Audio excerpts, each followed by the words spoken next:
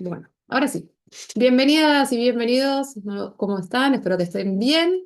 Hoy tengo el enorme placer de hacer la presentación de la actividad denominada Derecho Penal y Medios de Comunicación, actividad que estará a cargo de Morena Gallo, Lucas Gabriel Jares, que serán presentados prontamente por el doctor Juan Pablo Gianelli.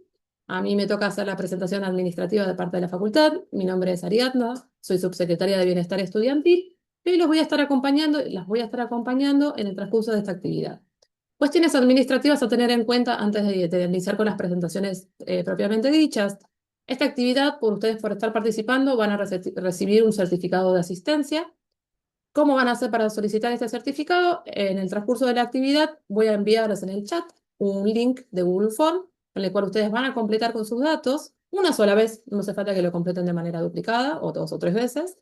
Y en el transcurso de esta semana, más tardar la que viene, le estaremos remitiendo los certificados. También podrán realizar preguntas que serán respondidas al final de la disertación, tanto como por Morena como por Lucas. Las van a realizar a través del chat, que serán transmitidas a Juan Pablo, quien hará el moderador hoy, y luego leerá las preguntas. Si tienen alguna duda, pregunta, cuestión administrativa, me escriben a mí, que estoy en este momento como administradora de la cuenta.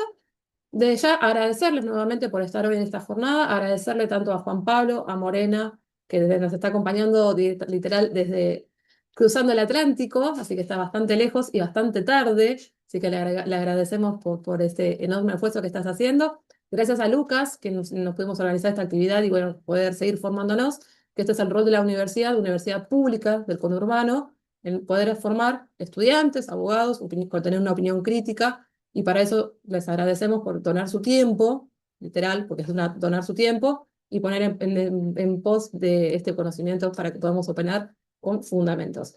Así que bueno, le agradecemos. Juan Pablo, te cedo la palabra para que vos puedas hacer la presentación de los disertantes del día de hoy y agradecerles nuevamente.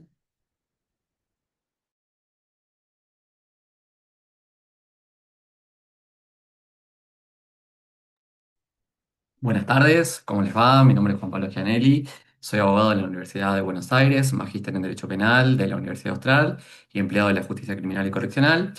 Y voy a moderar la clase de hoy, ¿sí? Donde va a comenzar a exponer el doctor Lucas Gabriel Jares, abogado también de la Universidad de Buenos Aires, magíster en Criminología y especialista en Derecho Penal y Criminología de la Universidad Nacional de Lomas de Zamora, profesor universitario de la Universidad de Buenos Aires y de la Universidad Nacional de Lomas, coordinador de la Comisión Jóvenes de la Asociación Argentina de Profesores de Derecho Penal, funcionario también de la Justicia Nacional en lo Criminal y Correccional, y disertante y autor de diversos artículos relacionados con el derecho penal.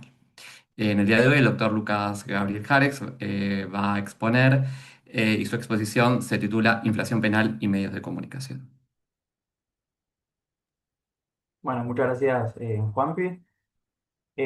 Bueno, y antes de empezar, agradecer, solo palabras de agradecimiento para toda la Facultad de Derecho de la Universidad de Lomas, desde la decana María Fernanda Vázquez, la secretaria académica Daniela Fernández, el secretario de Extensión Universitaria Fabio Arce, y la subsecretaria de la Secretaría de Bienestar Estudiantil, Ariadna Rapoport, porque, bueno, por permitir estos espacios de debate, de formación continua para estudiantes, para egresados, abiertos al público en su totalidad y, bueno, y sobre todo en este momento particular de crisis presupuestaria de toda la universidad pública.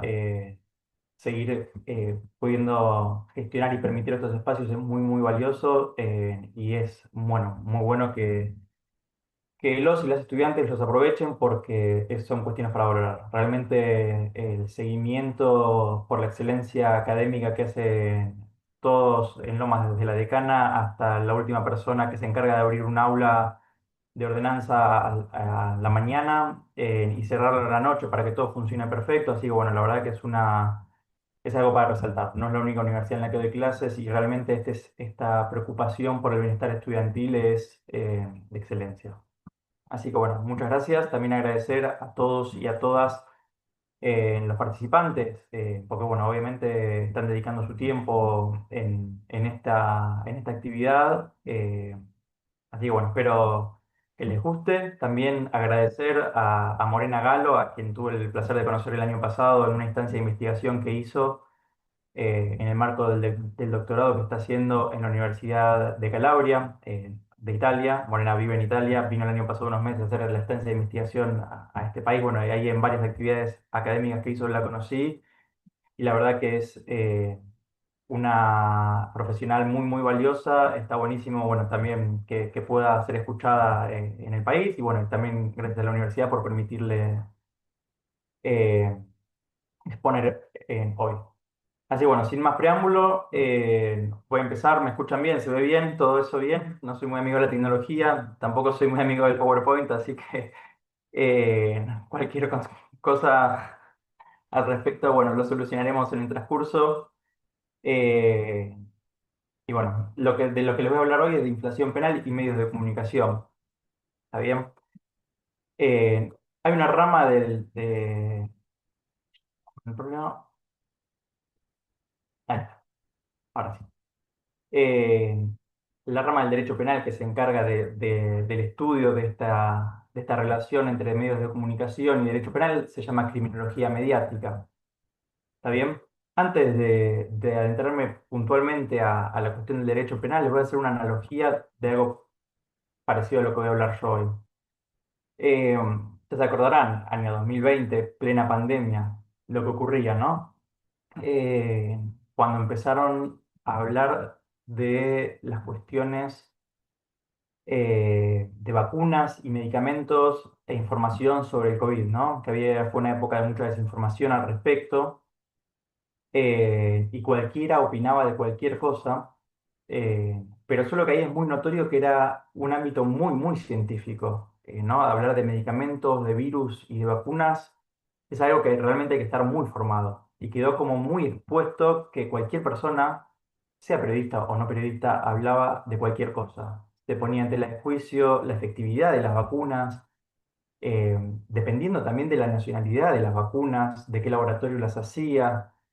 Bueno, había una periodista, entre comillas, digo, porque no sé ni siquiera si es periodista, que tomó una especie de lavandina en vivo, diciendo que era un medicamento que era útil para prevenir el COVID, si mal no recuerdo, que a la semana, de hecho, de ese acto en la tele pública, o sea, la televisión abierta, con mucho rating, un niño murió a los 15 días de eso por tomar ese líquido justamente.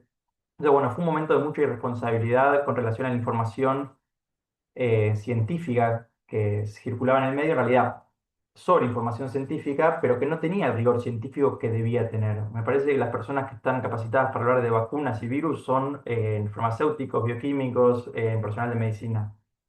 Entonces, que un periodista o cualquier persona se ponga a opinar de la efectividad de las vacunas, hace ruido, ¿no? Por lo menos a mí en ese momento me hacía ruido.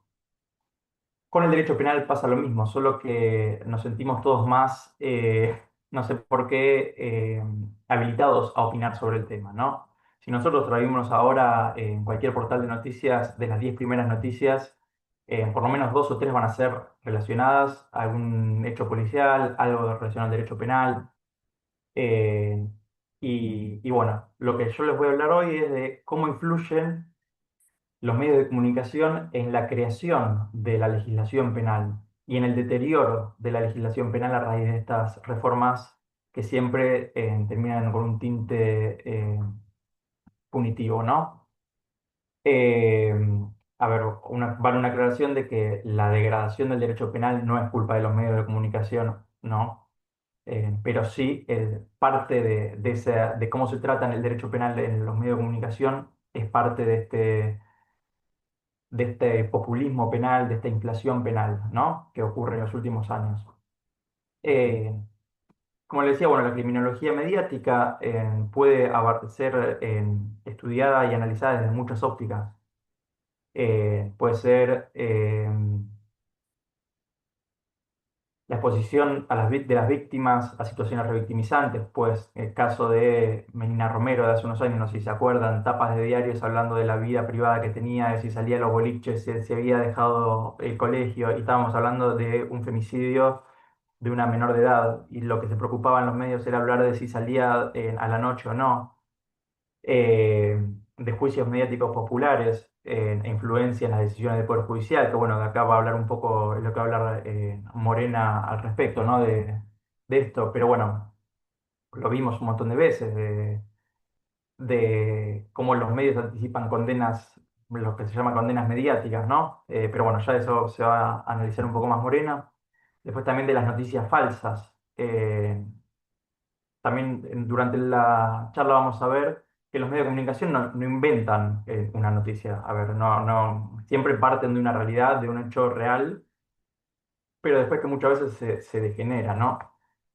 Yo tuve la posibilidad de intervenir, de trabajar en muchas causas mediáticas, algunas muy mediáticas, y me pasó de estar con un familiar viendo justo una entrevista que estaban haciendo en TN, creo que era TN, bueno, o algún medio de ese momento, estaban haciendo una entrevista a una de las partes de la causa, ¿no?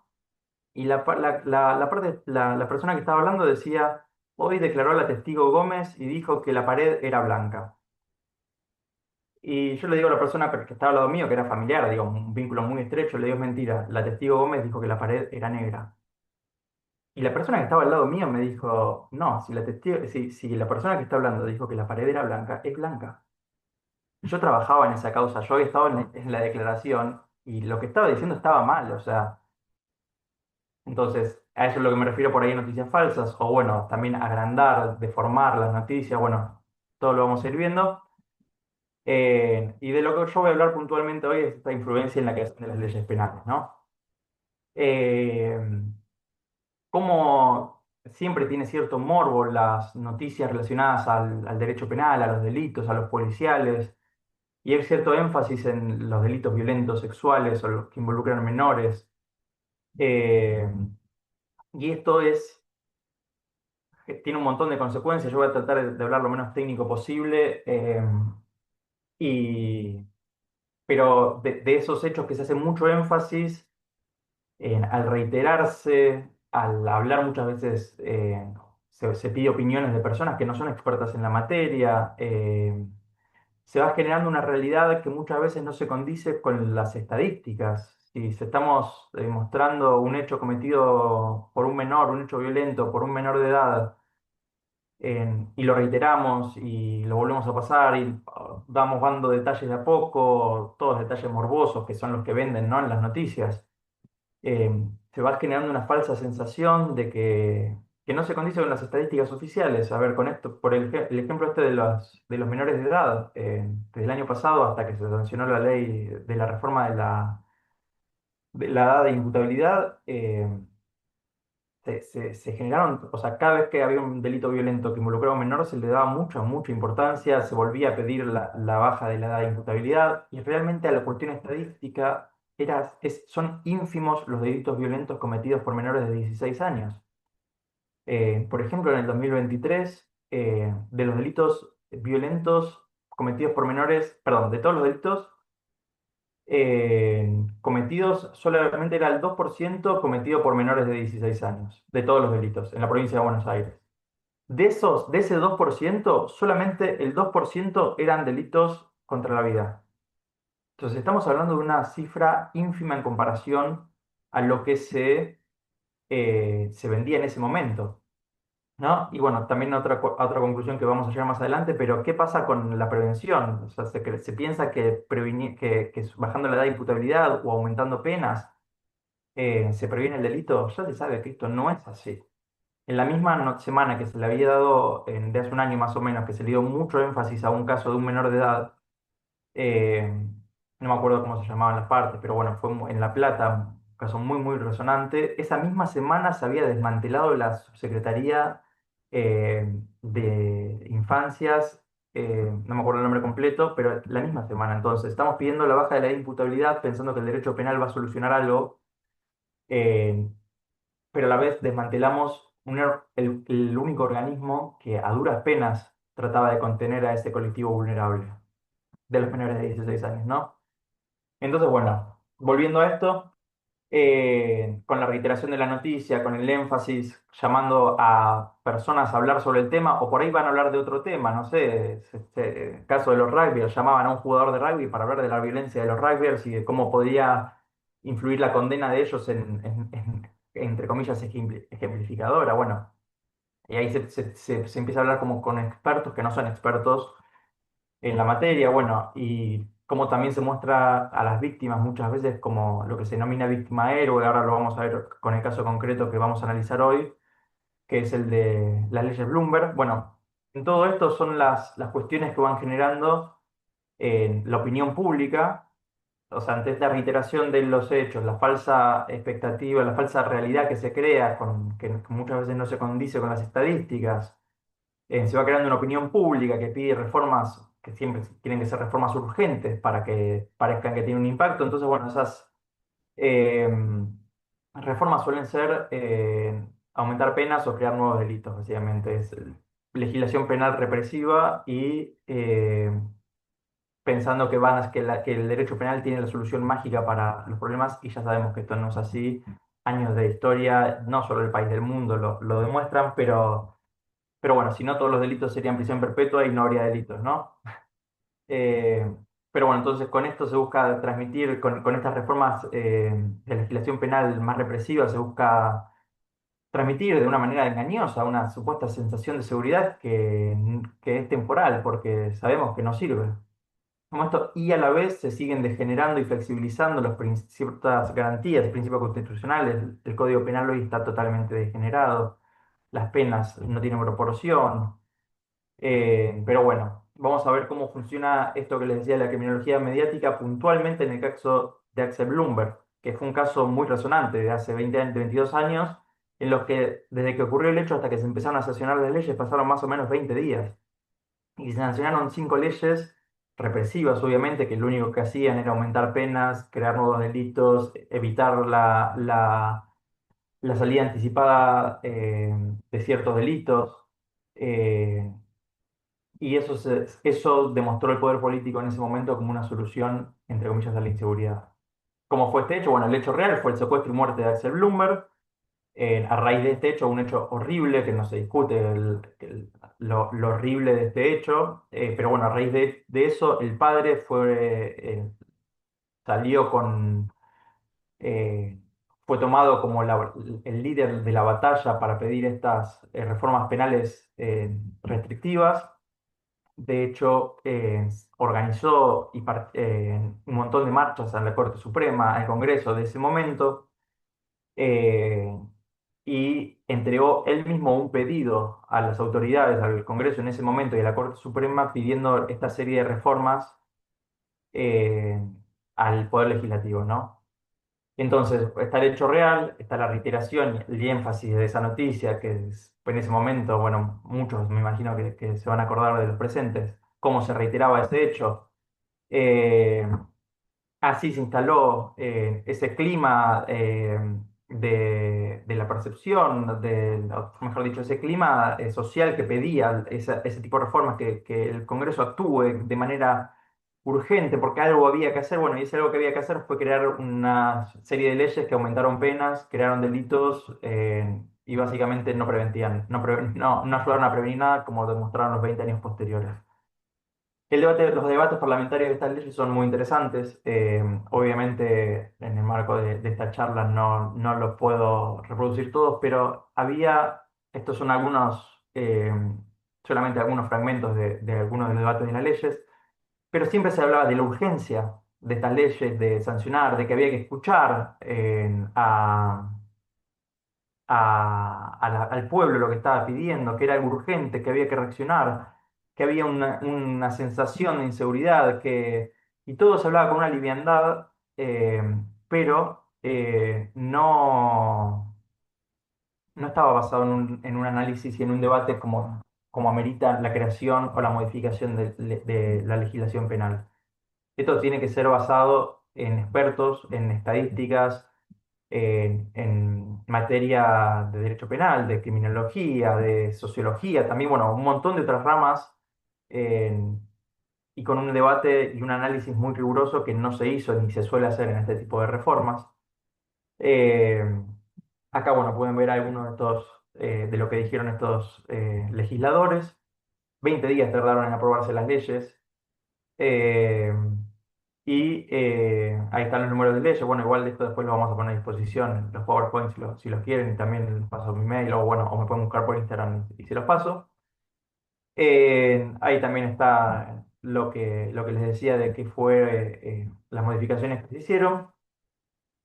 Lo otro que les digo que merece una mención especial es lo que Zaffaroni llama víctima héroe, que fue el rol entre, es obviamente es un nombre para aparentar como que esa víctima es quien se pone en la cabeza del reclamo, lo que ocurre en este caso. También desde Italia hay otro doctrinario que se llama Vittorio Manés, que habla de lo mismo, de la víctima héroe, de cómo se pone a la víctima que acaba de sufrir un hecho horrible, que obviamente es justificado todo lo que piden en ese marco de la pasión y de la tristeza del momento y que nadie puede oponérsele porque se tilda de irrespetuoso, de insensible y, a ver, los políticos que votan, lo que más les interesa, no sé si lo único, pero lo que más les interesa son sus votos.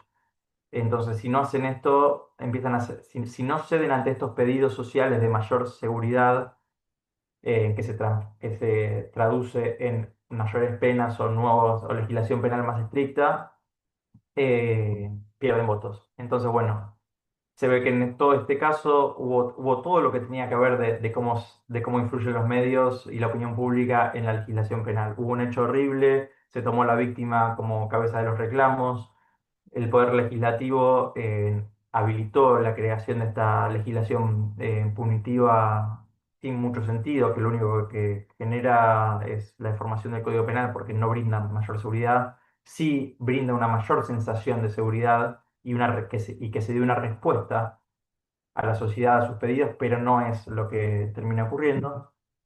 Entonces, eh, así estamos hasta el día de hoy. Hoy, bueno, se bajó la edad de imputabilidad a raíz de esta opinión pública que se formó durante ya varios años. Hace un mes se bajaron se bajó la edad de imputabilidad tratado en sesiones extraordinarias. También otro dato no menor, pero bueno, no nos vamos a meter tanto en ese caso, pero bueno. Así se evita, o sea, con esta apariencia de respuesta al pedido de seguridad, se evita avanzar en políticas públicas verdaderamente preventivas. eh, ¿Cómo es? Perdón. Y se terminan logrando, bueno, la deformación del Código Penal en violación a, bueno, muchas garantías constitucionales, el orden republicano de gobierno, de la lógica de los actos de gobierno, ¿no? Y de la proporción de los actos de gobierno.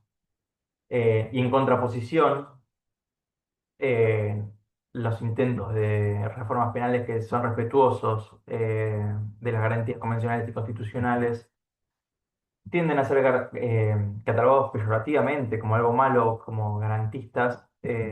Inmediatamente la opinión pública dictamina en su contra y se evita una reforma, como, bueno, como pasó en muchos intentos de reforma integral del Código Penal, que en general son la actual, hay ahora un proyecto de código que está dando vueltas, que está dando vueltas, digo, en el Congreso porque todavía no es público, nadie lo conoce, eh, pero por lo menos los anteproyectos anteriores, que yo sí tuve posibilidad de leerlos, y estaban conformados por comisiones de abogados penalistas de todos los colores y gustos, eh, eran coherentes, siempre tienen cosas por mejorar. Ahora digo, es imposible hacer un código que contente a todos los que sabemos de derecho penal, pero por lo menos eran bastante más modernos y actuales de lo que tenemos hoy. Hoy todo esto lleva a que hoy seguimos teniendo un código de hace más de 100 años con cientos de reformas, totalmente desproporcionado, desestructurado, y bueno. Entonces, ¿qué hay que hacer ante esto? Bueno, los políticos, esto va a sonar utópico, pero bueno, los políticos deberían, los legisladores, cuando habilitan la reforma o creación de leyes penales, deberían tener un análisis más riguroso basado en opiniones expertas en la materia, consultar con la academia, con los poderes judiciales que intervienen en la parte práctica, deberían hacerse consultas más profesionales y científicas y no basarse en las pasiones del momento para aparentar estas falsas respuestas que no sirven básicamente para nada positivo. Así que, bueno, nada. Traté de ser lo más resumido posible porque estoy viendo que se me estaba pasando bastante el tiempo. No me quiero extender más de lo que de la cuenta. Tampoco le quiero sacar tiempo a Morena. Así que, bueno, al final estamos para. Así, bueno, al final estamos para las consultas que sean pertinentes. ¿Vas vos? Perfecto, muchas gracias Lucas. Bueno, vamos a continuar. Ahora va a exponer Morena Galo. Ella es doctoranda en Derecho Penal de la Universidad de Calabria, docente en la materia de Derecho Penal y Criminología de esa misma universidad. Es tutora académica para las prácticas formativas en los centros penitenciarios de la carrera de Derecho. Ha sido becaria en actividades de investigación para el Ministerio de Justicia de Italia y coordinadora de la Oficina del Defensor de las Personas Privadas de la Libertad personal de la región de Campaña.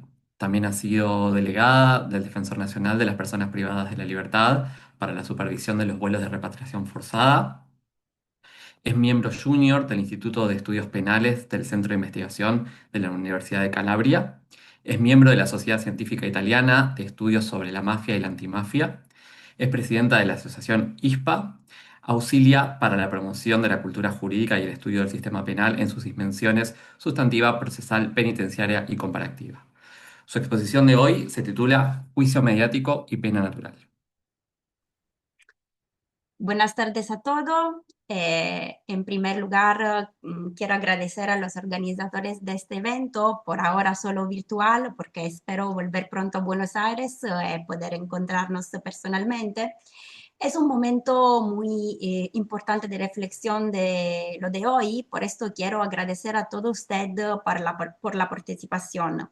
Un agradecimiento especial a Lucas, a quien tuve la oportunidad de conocer y apreciar durante mi estancia en la Universidad de Buenos Aires el año pasado. Bueno, ¿se va? Bueno, ok. Me gustaría comenzar mi intervención con una cita literaria. Alguien debía de haber calumniado a Joseph Kafka, pues una mañana, sin haber hecho nada malo, fue arrestado.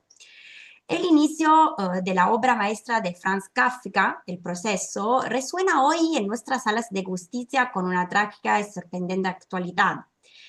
Esta poderosa imagen sirve como la alegoría literaria perfecta para la condición del hombre contemporáneo, cada vez más sometido a una forma de acusación y juicio anticipado. Hoy, de hecho, no nos enfrentamos solo al inescrutable mecanismo judicial estatal descrito por Kafka, sino a una arquitectura sancionatoria compleja, visible e omnipresente, la orquestada por los medios de comunicación de masas y amplificada por las imparables dinámicas de las plazas digitales.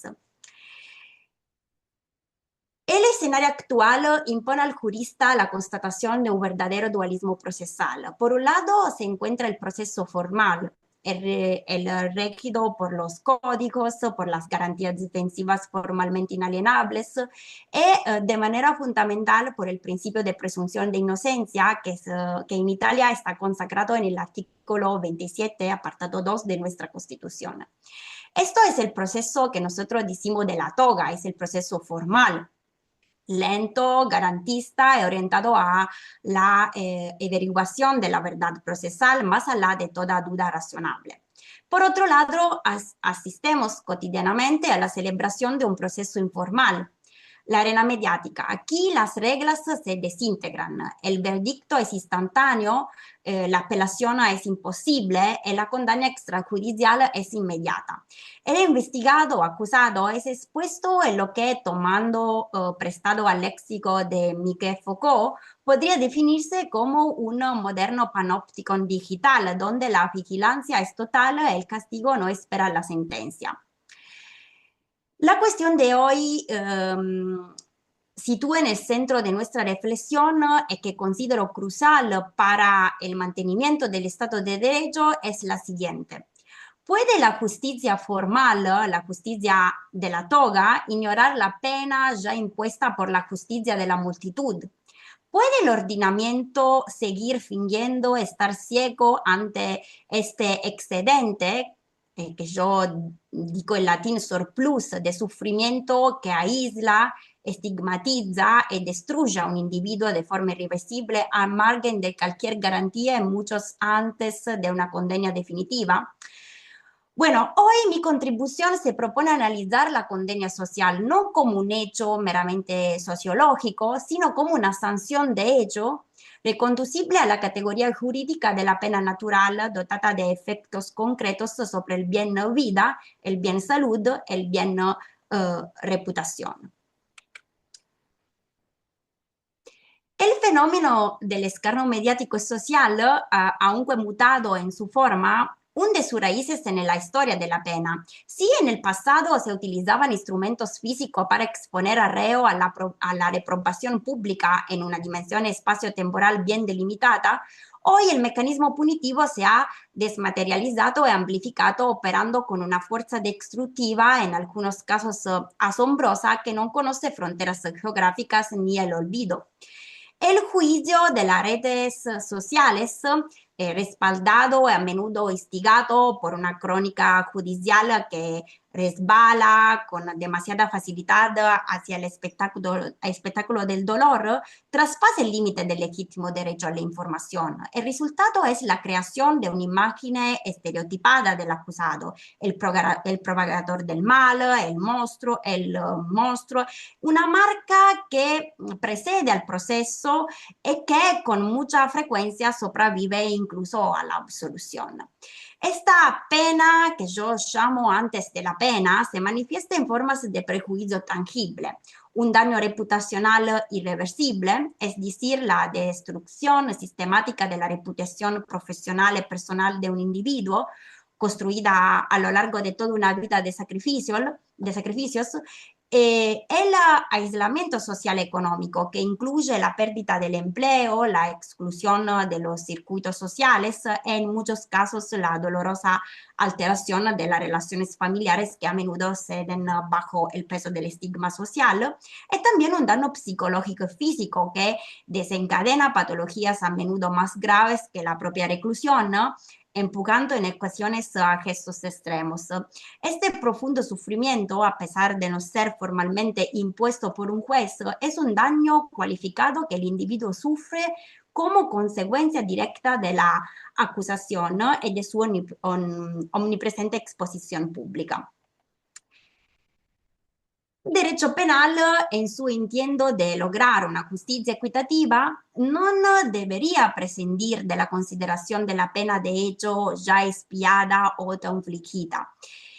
Es en este contexto donde se inserta la figura de la pena natural o pena informal, como la llamo yo. El concepto hunde sus raíces en el pensamiento filosófico jurídico moderno, mientras que históricamente Thomas Hobbes la concebía como un castigo intrínseco, una consecuencia necesaria de la violación de la ley, de la naturaleza, que no emana de una autoridad humana. E Immanuel Kant la distinguía claramente de la pena forense, de la pena legal, considerándola el castigo que el vecino se inflige a sí mismo y que el legislador debería tener en cuenta. El pensamiento jurídico contemporáneo ha superado esta dicotomía.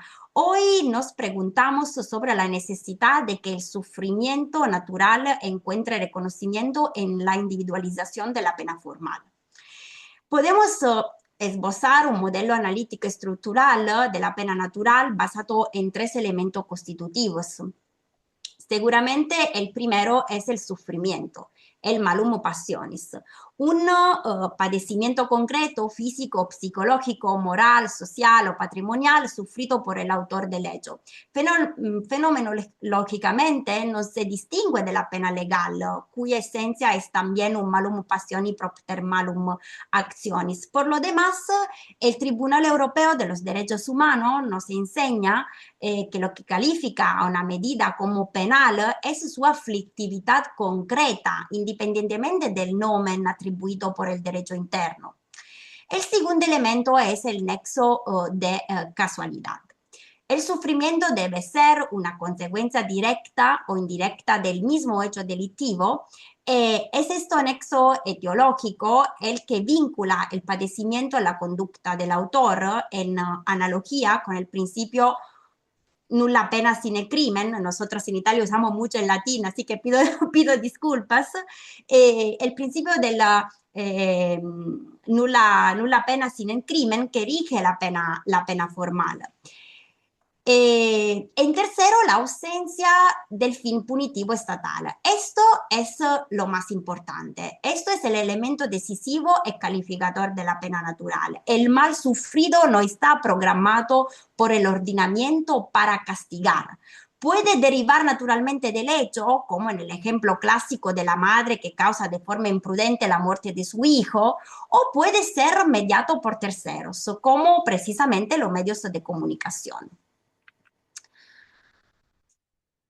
Una concepción reductiva de la pena natural tendería a limitarla únicamente al daño que el autor del delito se provoca a sí mismo de forma directa e inmediata, excluyendo el sufrimiento mediado por terceros. Sin embargo, dicha visión se revela incapaz de captar la complejidad de las dinámicas contemporáneas. Establecer tal distinción significa desviar la atención de la centralidad del padecimiento sufrido hacia la mera modalidad con la que se produce.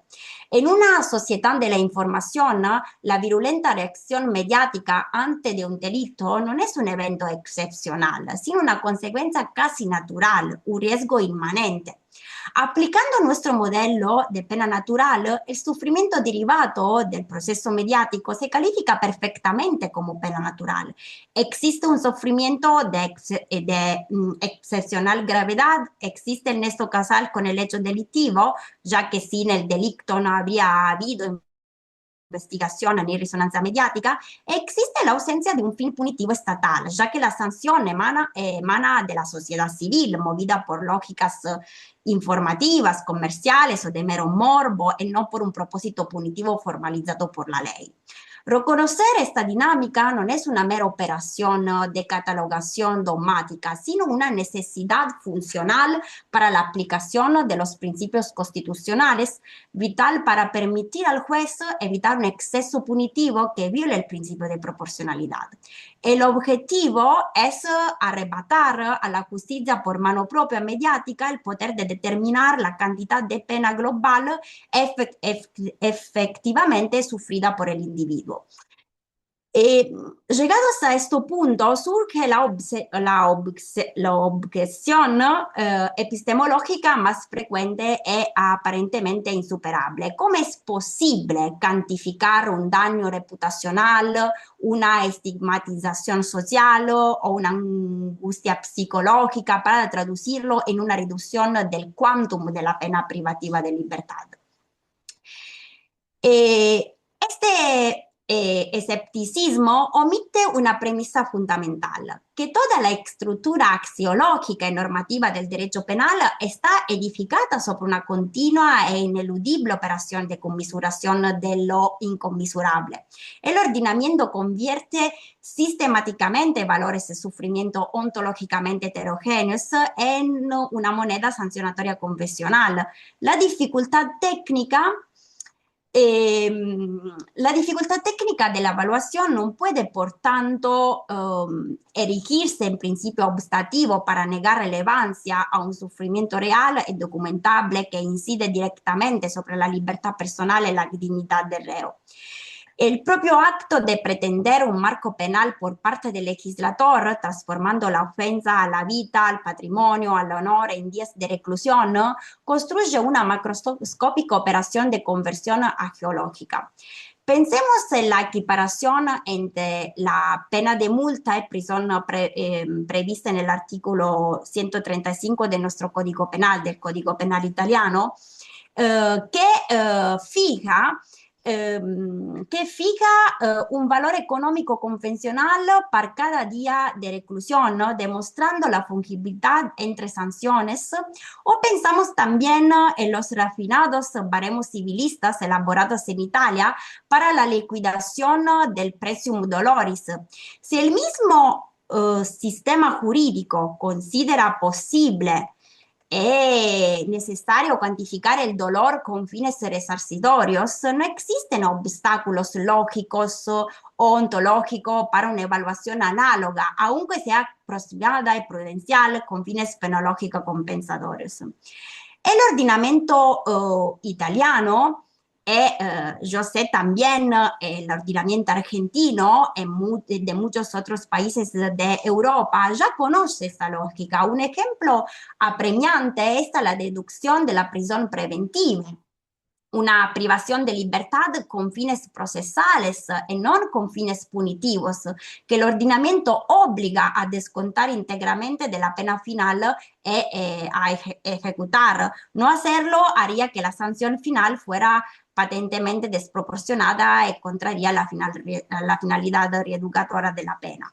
El mismo principio de lógica compensatoria opera en los remedios resultantes de la condena a Italia por parte de Europa en un caso muy famoso, que es el caso Torreggiani.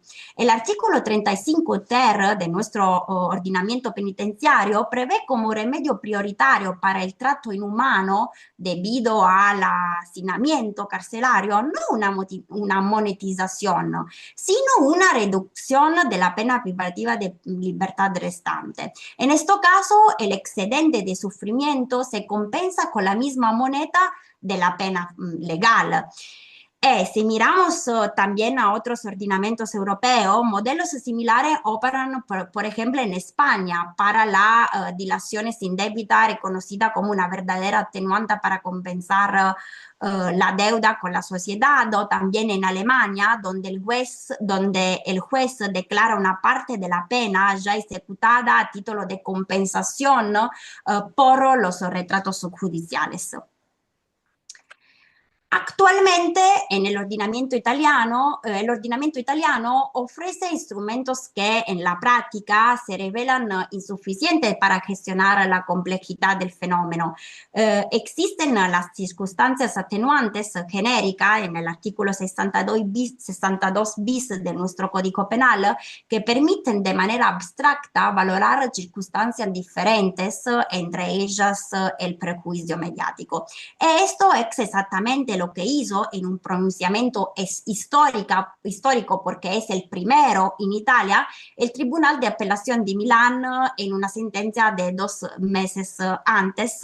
Es un caso muy conocido del homicidio de su propia hija, el caso Pifferi, donde la Tribunal de Apelación de Milán reconoció las atenuantes mediáticas para reequilibrar una pena, por lo demás desproporcionada, de cadena perpetua a 24 años de prisión.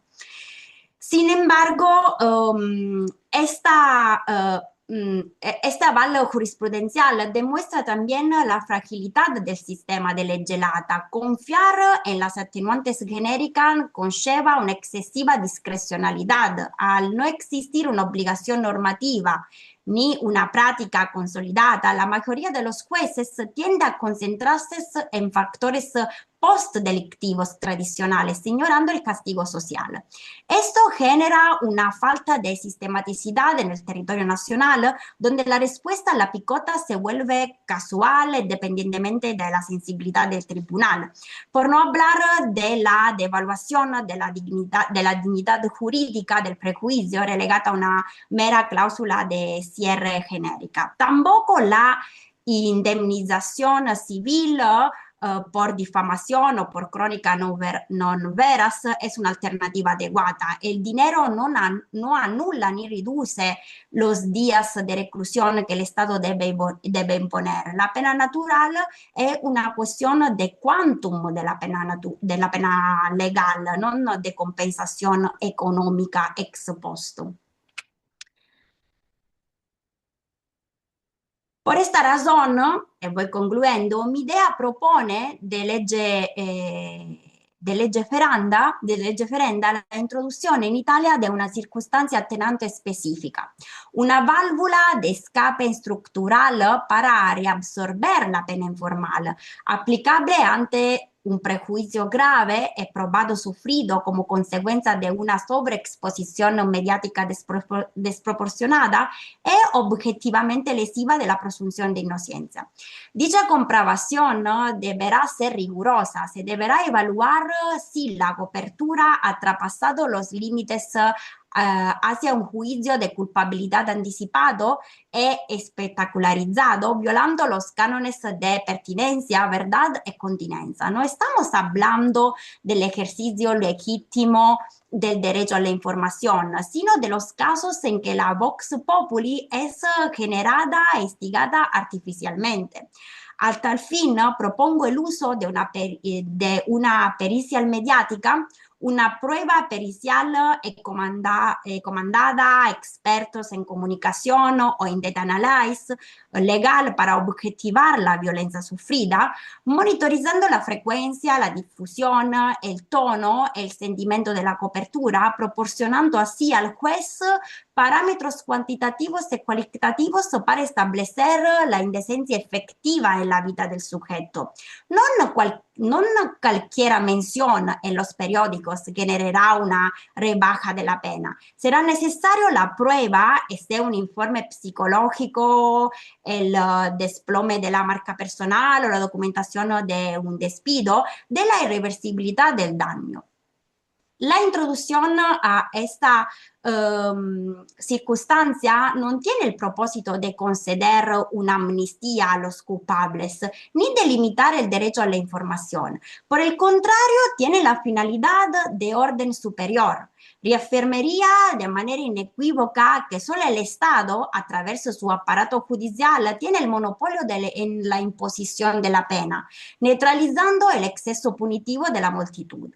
Además, tal previsión, ¿no?, ofrecería un incentivo indirecto para la responsabilización de los medios, conscientes de que una conducta excesiva, por su parte, podría tener un impacto directo en el resultado sancionatorio del proceso.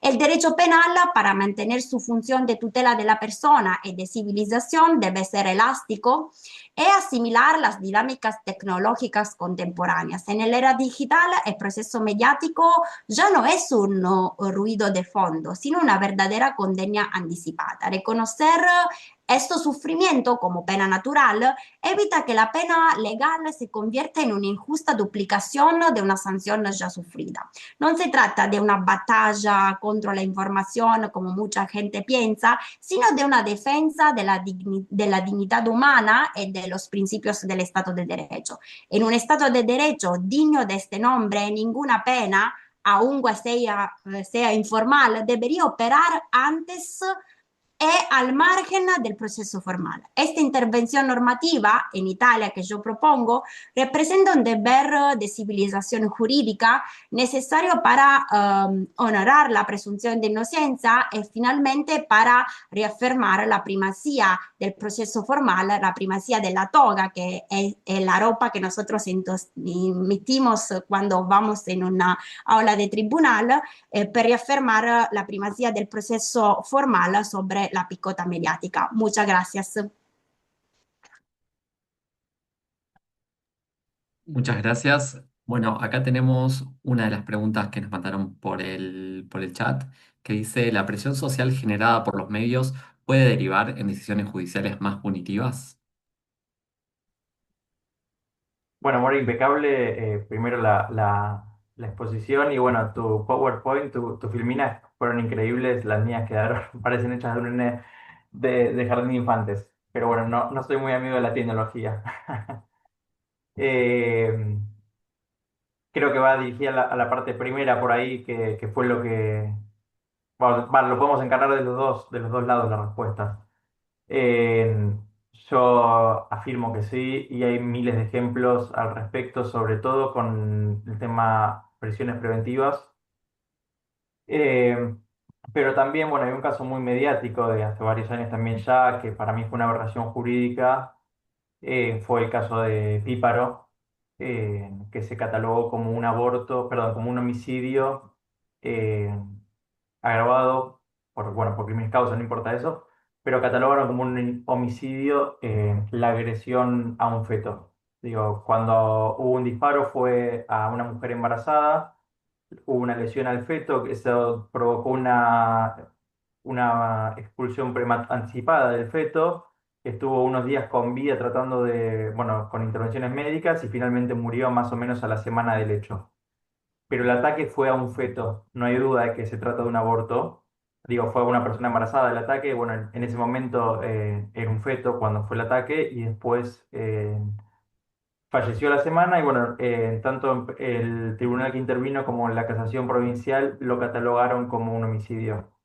Ese es un ejemplo de lo que se me viene en la cabeza muy a grandes rasgos. Pero bueno, también hay miles de prisiones preventivas, excarcelaciones denegadas. More, no sé si quieres agregar algo más. No, claro, lo que pasa en Italia en los últimos años es proprio esto, que la pena que yo llamo mediática, porque para mí es una pena, así que yo la llamo pena, en realidad va a influenciar el juicio, especialmente en el primer grado. Nosotros acá en Italia tenemos tres grados de juicios, especialmente en el primero, en el segundo, el juez tiene mucho en consideración, ¿no? La portada mediática del caso. Así que alguna vez puede ser que para no ir contrario, excesivamente contrario a lo que pide la multitud, el juez va a condenar también si no están los presupuestos jurídicos. Así que muchos casos muy mediáticos pasó eso y por este motivo la academia se interroga mucho y habla mucho de este aspecto porque es un derecho penal inspirado a los principios constitucionales, no puede aceptar una condición de este tipo. La verdad es que el proceso formal ahora es secundario. El verdadero proceso se celebra en la televisión, se celebra en los salotos virtuales. Así que los jueces que algunas veces van a participar a los salotos virtuales, seguramente van a ser en algunas maneras condicionados en la aplicación de la pena, que alguna vez es superior de la que se pretende o la que se pide o se la ajusta en aplicación de los criterios penales de conmisuración y de individualización de la pena. Así que para mí la respuesta es sí, que va a agravar la situación judiciaria. Bien, muchas gracias. Acá tenemos otra que dicen, ¿consideran ustedes que la mediatización de ciertos casos genera desigualdad frente a otros que no reciben cobertura? ¿Voy Sí, yo? More. Ok. Sí, yo creo que va a crear desigualdad eh, porque esto es un poco el fundamento del discurso que yo introducí en la primera parte, ¿no? Todos los daños que van a producir los casos mediáticos para mí son la base de la creación de la desigualdad, porque en la sociedad se van a crear situaciones distintas también se van a crear como, permitíteme la clasificación, como delitos de serie A y delito de serie B, y no siempre el delito que para la multitud es de serie B, es un hecho menos grave de lo que para la multitud es de serie A. Así que para mí se va a crear una desigualdad. Esto es un problema primero de tipo social. Así que la respuesta para mí es afirmativa. Sí, para mí lo mismo, no tengo nada más que agregar. Claramente los hechos públicos tienen mayor trascendencia judicial que los que no. Bien, perfecto, muchas gracias. Ya no hay más preguntas, menos en el chat. No sé si hay alguna persona que quiera realizar alguna pregunta, puede solicitar que les habilite el micrófono. O sea, hay alguna persona que capaz que no se anima a hacer la pregunta por el chat o no puede y quiera realizar la pregunta. Perfecto. Bueno, les agradecemos a todos y a todas, tanto a Morena como a Lucas, como a vos, Juan Pablo, por la actividad del día de hoy.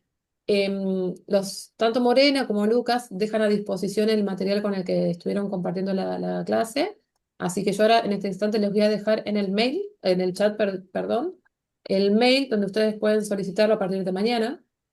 Así que bueno, agradezcanle a tanto a Morena como a Lucas por la presentación y uy, perdón, me salió cortado, por dejarnos el material a disposición, hermoso material. Gracias Morena realmente por el material.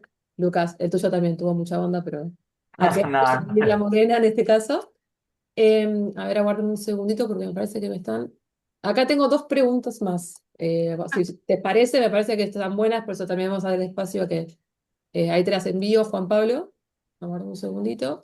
Y ya está preguntando, ahí te envié. Vamos con la que sigue. Sí. ¿De qué manera los discursos mediáticos influyen en la construcción social del delito y en las decisiones del sistema penal, particularmente en contextos donde se vulneran derechos como en los casos de violencia de género? Esa es una de las preguntas. ¿la repetís, por favor? Sí, claro. ¿De qué manera los discursos mediáticos influyen en la construcción social del delito y en las decisiones del sistema penal, particularmente en contextos donde se vulneran derechos como en los casos de violencia de género?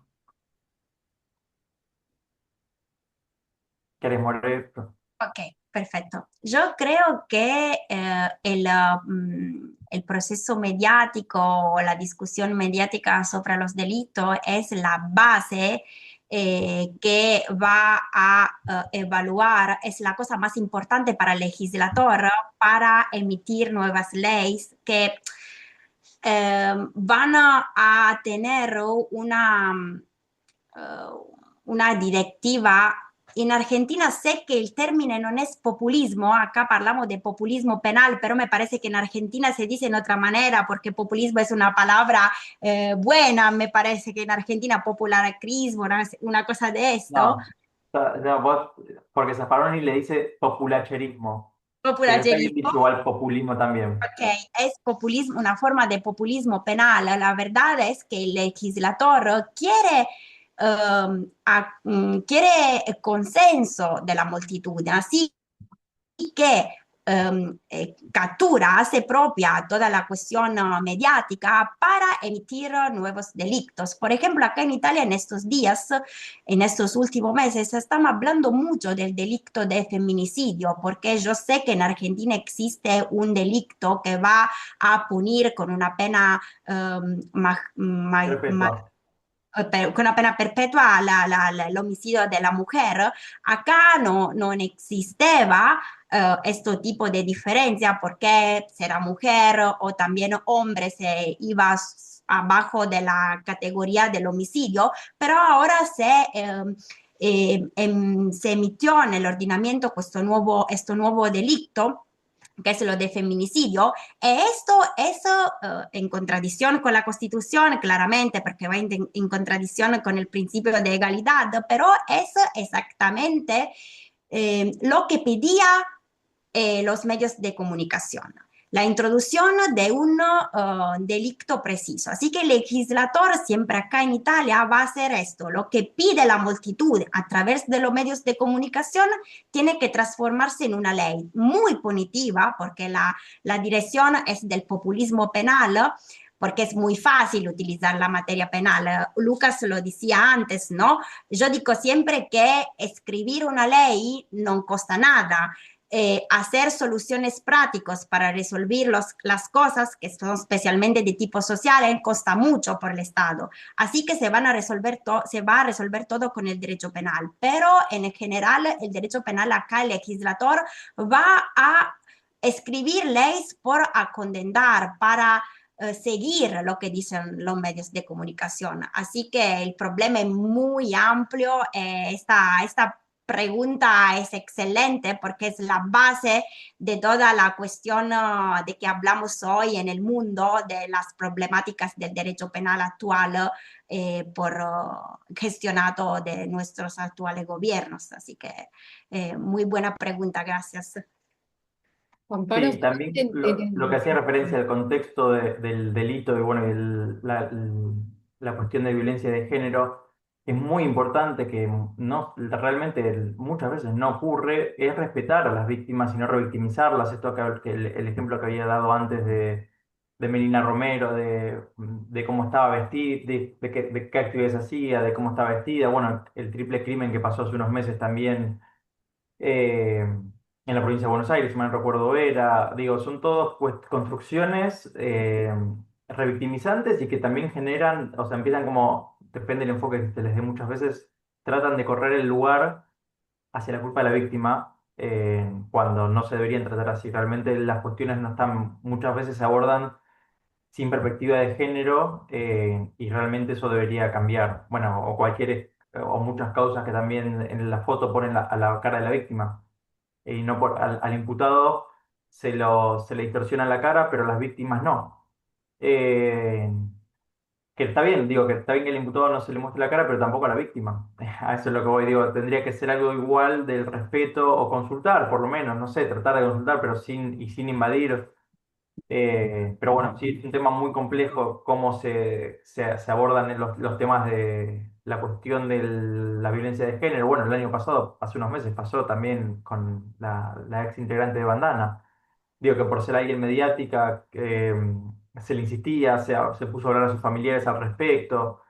Bueno, y así un montón de ejemplos más en los que las víctimas lamentablemente se exponen, los medios se exponen a las víctimas a situaciones totalmente revictimizantes. Bien, acá tenemos otra pregunta. Dice si los funcionarios judiciales tienen formación para vincularse con los medios de comunicación, por ejemplo, cuando realizan entrevistas. Acá en Argentina, no. O sea, puede haber recomendaciones. De hecho, ayer creo que salió un fallo de la Cámara Federal de San Martín, justo recomendando a la jueza en Arroyo Salgado que evite que baje su perfil mediático al hablar de ciertas causas porque la puede perjudicar. No me acuerdo cómo decía el fallo, pero es algo de hoy, de ayer o de hoy. Yo lo leí en las noticias, no leí el fallo, pero bueno, supuestamente la noticia estaba entre comillas, así que el fallo debe decir algo de ese estilo. Pero realmente sería necesario muchas veces o sea, debiera ser como una capacitación para cuidar tanto a la imagen del Poder Judicial o de los ministerios públicos y la información en sí de la causa, ¿no? Perfecto, acá tenemos una directo para Morena. Dice Morena, me pareció muy interesante la idea de la pena antes de la pena y la tensión que planteás entre el proceso formal y el juicio mediático. En esa línea, ¿considerás que desde una perspectiva garantista podría pensarse algún tipo de respuesta jurídica, como el habeas corpus en su fase preventiva, frente a los efectos concretos que genera la exposición mediática sobre la persona imputada? Acá la persona aclara. Lo pregunto porque históricamente el derecho penal ha buscado limitar el poder punitivo del Estado, pero hoy pareciera que emergen formas de sanción social paralelas que también impactan en las garantías, especialmente en contextos donde la lucha contra el delito ha tenido costos humanos muy altos. Bueno, no, en realidad estamos diciendo la misma cosa. Yo creo que me parece de entender que ella me pregunta si, no sé si entendí bien la pregunta central, que es la donde me pide si los medios de comunicación no pueden intervenir para bajar las garantías en una situación de preventiva. Esto me está pidiendo esto, la parte central de la pregunta, me la puede... Sí, esto me pide, ¿no? sí, claro. Vuelvo a leer la parte de la pregunta. ¿Consideras que desde una perspectiva garantista podría pensarse algún tipo de respuesta jurídica como el habeas corpus en su fase preventiva frente a los efectos concretos que genera la exposición mediática sobre la persona imputada? Sí, sí, en realidad yo me estoy ocupando propio en este momento del habeas corpus porque yo creo que puede tener efectos también en una fase preventiva. Yo creo que los efectos mejores la tienen en una fase preventiva. Así que yo que lo propongo es propio esto, de considerar todo esto mal que se hace, sobre todo en la parte preventiva. Así que sí, el habeas corpus, que es una práctica que yo sé que es muy utilizada, por ejemplo, en Brasil, me estoy ocupando ahora de todo esto, es perfectamente lo que yo en mi tesis doctoral, no solo sobre este aspecto, pero en general en la pena natural, eh, exporto como modelo para que se va a idear en Italia una cosa muy similar para renunciar a la respuesta punitiva en algunos casos, sí, pero sobre la cuestión mediática es un poco más difícil porque es más difícil la cuantificación del daño. Así que tenemos un poco que hablar mejor, estudiar mejor cómo se puede convertir todo. Pero sí, la pregunta está perfecta porque entendí perfectamente lo que está a la base de mi propuesta, en general, yo que mi idea de la pena informal y de la pena natural. Así que sí, gracias. Bien, perfecto, muchas gracias. Creo que ya no tenemos más preguntas. Bien, Bueno, muchísimas, no, ya no hay más preguntas. Agradecerles a todos y todas quienes realizaron sus preguntas. Nuevamente a Juan Pablo por estar moderando esta actividad, a Morena y a Lucas por sus bellas y espectaculares disertación. Así que bueno, agradecerles a ustedes su presencia virtual, de donde estén, en el horario en el que estén acompañando, desearles buenas tardes a quienes están acá, a los que están más lejos, que tengan muy buenas noches y mandarles un abrazo a todos. Que tengan buenas noches, tardes. Muchas gracias. Chao, Buenas buenas noches. noches, muchas Luego, gracias a todos y a todas. chao, chao. buenas noches. Chao, chao.